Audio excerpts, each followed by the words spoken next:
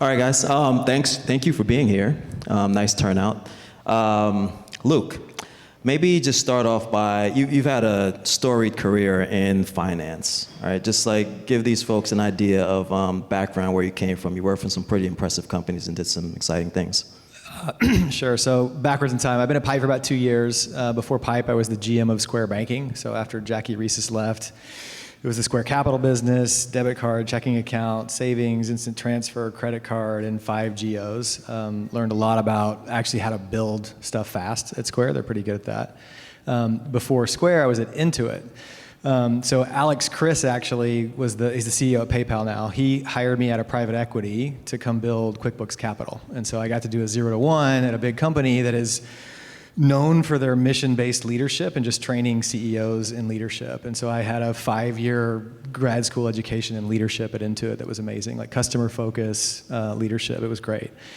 Before that, I was here in SF. That's why I moved to San Francisco for Sixth Street Partners. So I was at Sixth Street Partners for 5 years when it was part of TPG Capital, actually. And we bought every type of cash flow stream you can imagine, mainly asset-backed mortgages, commercial real estate, bad loans from banks, all kinds of special sit stuff. So I've seen lots of crazy stuff. I've seen all the ways that people can mess capital up, which is actually a pretty good thing to know when you're running a capital kind of risk type business.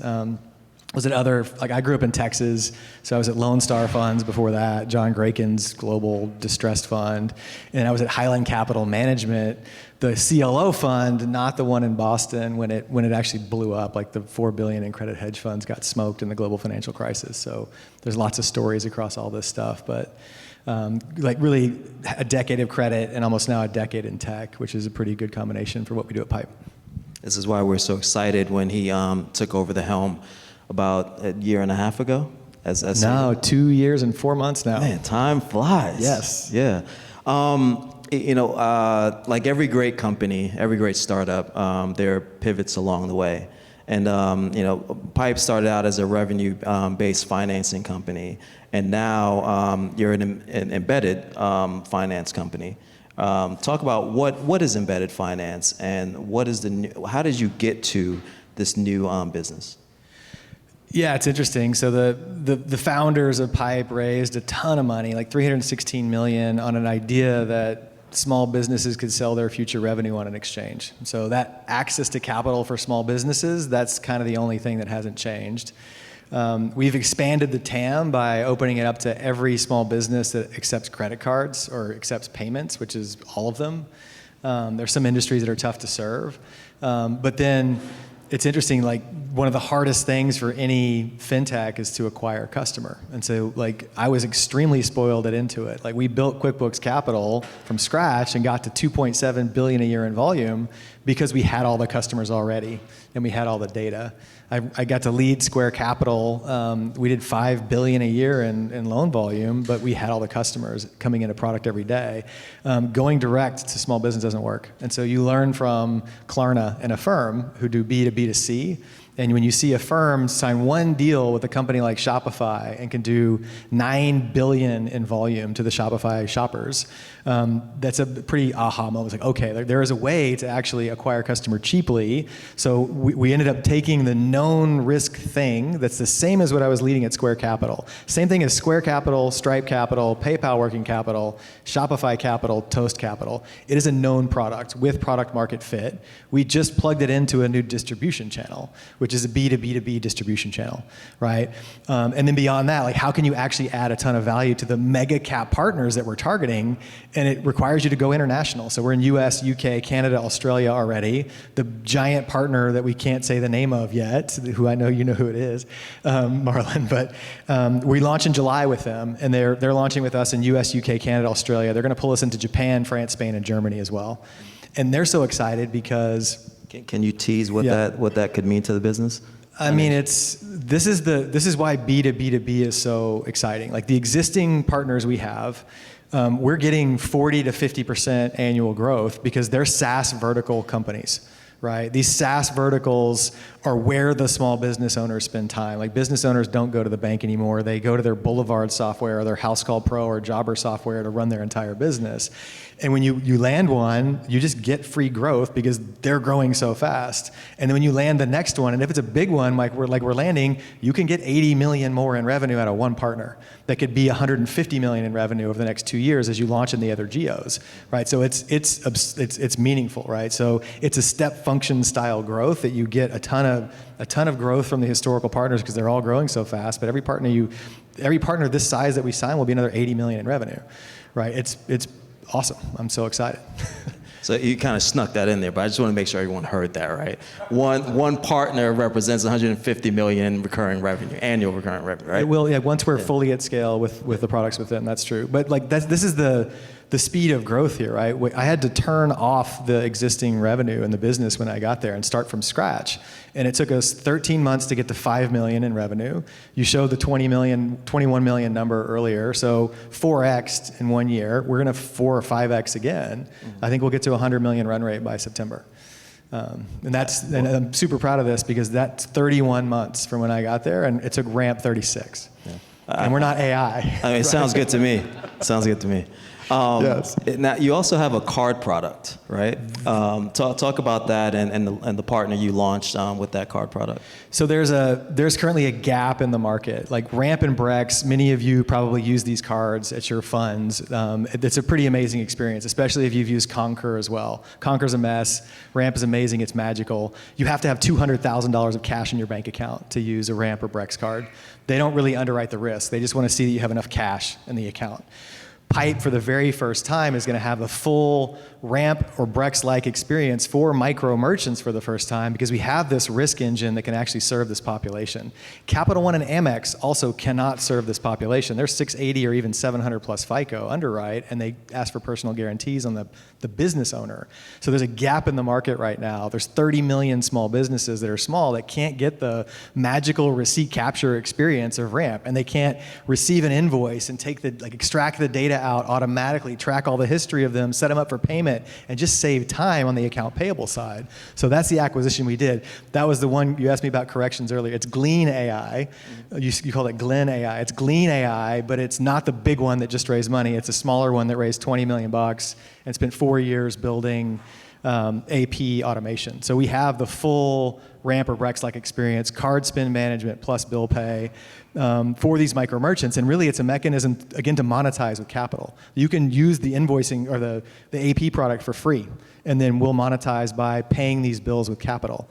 The credit card, charge card offering we have that backs the Ramp-like experience, it's an automatic draw on our existing cash advance line. And so you end up with really good unit economics on card for the first time. And so this is why I love fintech so much. You can put all these pieces together. You end up giving the small business owner the security blanket that they want to run their business, just to know that they have money to draw whenever they need it. You give capital markets individual draws in the background that they love, and they'll forward flow buy that risk all day long, where we're balance sheet light, right?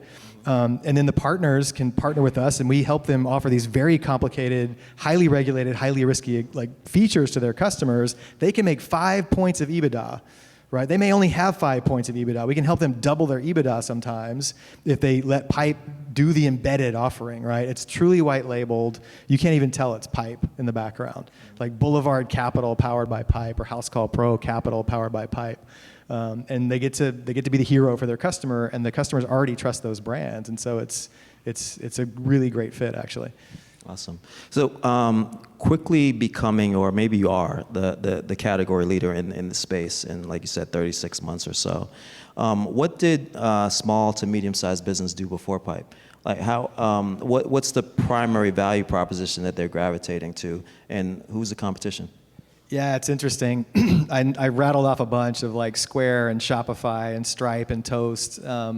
The reality of all of those is they can only serve the customers that actually use their products. Like Square Capital doesn't work for someone who doesn't use Square Capital, doesn't use a Square POS terminal. And so they're limited to just their base, right? All of these, there's 400 SaaS verticals now. There's going to be 4,000 of them in the next few years, and many of them will start adding AI components too to help these businesses succeed.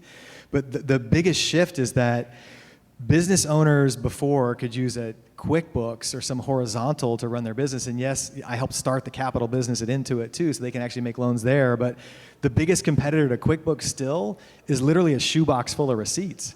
Like, these businesses don't actually run their business. They have these invoices. They don't know how to manage them, and they're just kind of out there. Valuation. The first step for them to actually save time is to go pick a SaaS vertical that works, like Slice for pizza shops. Like what Toast did for restaurants, you now have Slice for pizza shops. And so by word of mouth, Slice grows because a guy who owns a pizza shop tells his buddy that owns a pizza shop to use this thing, just because it saves him time or her time. And so that massive shift from frankly, like almost like just trying to get expenses to your accountant in whatever way you can, whether you have a shoebox full of receipts or use QuickBooks, to using these end-to-end vertical systems that do everything for you. That's the shift. And so Piped is just embedding into that transition over time into the SaaS vertical space. And what prevents the Stripes of the world, et cetera, from playing some blocking and tackling? We're already beating them in their own backyard is the answer. So Stripe, they have 30 people on the team. They do $1 trillion of payments volume, and they're only doing $1 billion in capital. They have very tight regulatory rails around it. They can't serve the same populations we do. They couldn't even white label it, right? They just never focused on it. The Collisons would never allocate the resources to it because it couldn't be the next multi-billion-dollar thing for them. They're all in on stablecoin and done 2 transactions. I don't know if you guys saw the other transaction they announced today, but 2 stablecoin and wallet-related, crypto wallet-related transactions. But they just never really focused on it. Right? And it's a really, really hard thing to do. I'll use Amazon as another example. Amazon had billions on their balance sheet of term loan that they did themselves. Goldman Sachs Marcus was doing line of credit to their customers. Goldman ended up selling that portfolio for 50 cents on the dollar because they messed up the risk. Amazon's board told Amazon to get out. You cannot do it yourself anymore because it's just rounding error for them, right? And it's a really, really hard thing to do. But there's 130 people on the team at Pipe now, and all of my execs are 20-year vets.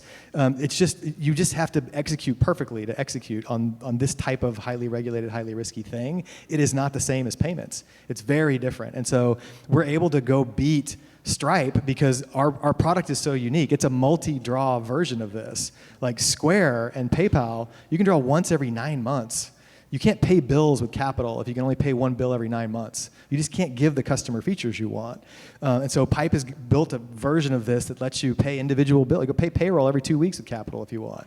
It just enables better experiences. And so all of these small things, it would take a year for Square. I ran that business. It would take a year for Square to flip to a multi-draw experience from single draw. It's just a lot. And so PayPal should partner with Pipe in order to power it instead. It would be way faster. I think PayPal would take them at least a year to flip over as well. And so we've just built it the right way in the friendly version of this product that powers the right customer experiences. And this is all we do. This is what we focus on. And we're House Call Pro is one of our partners. They use Stripe Connect. I talked to another one this morning that's on Stripe Connect and likes our product better. You don't want to be overly, many people here are probably invested in Stripe, and you can't be overly attached to one partner like that if you're a SaaS vertical. You should be spreading around the risk a bit. And we've had partners switch from WorldPay to Adyen on the payment side, and Pipe Capital keeps working for them.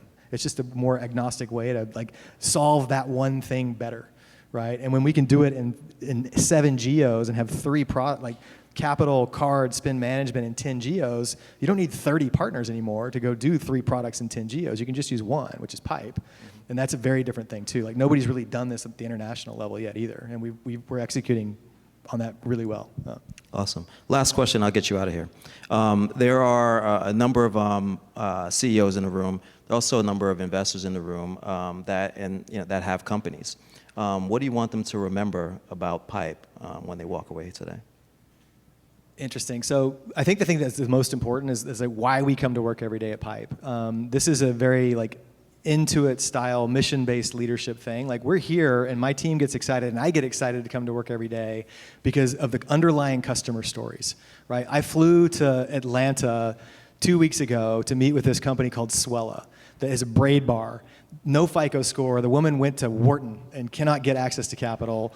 They borrowed $60,000 from us based on the Atlanta location and opened a second location in Charlotte because with a pre-approved offer that just popped up in her product because she happens to be a Boulevard customer. And when every single, when you're looking at a dashboard and you see every dollar that goes out and every count of customer that goes out, that's a story. That's somebody making their family better, their community better, their lives better. And that's why Pipe gets excited to come to work every day, is because we're actually helping people. Yes, we can make money and make our investors money at the same time, but it's actually a product that really helps grow the GDP in this country. It's a pretty amazing place to be.